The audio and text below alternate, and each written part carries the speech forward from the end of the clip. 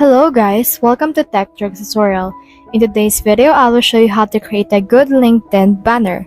Let's get started. So in this case, we will use Canva. So you can click on the search your contents or canvas and search in here for LinkedIn banner.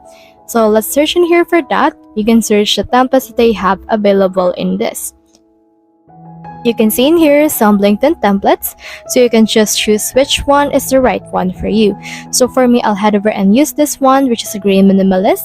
So I'll head over and click on this, customize this template, and then in here, this will load in order to show you the Canva editor itself. So in here, you can change your name, and in here, you can put in here your job title, as well as your phone number and also your email. Once you're done with that, click on the share option right here. Click on this download, or you can also just redirect to your LinkedIn profile in order to upload it from there. So that's the whole process. If you have any questions, comment them down below. We'll try our best to answer. Thanks.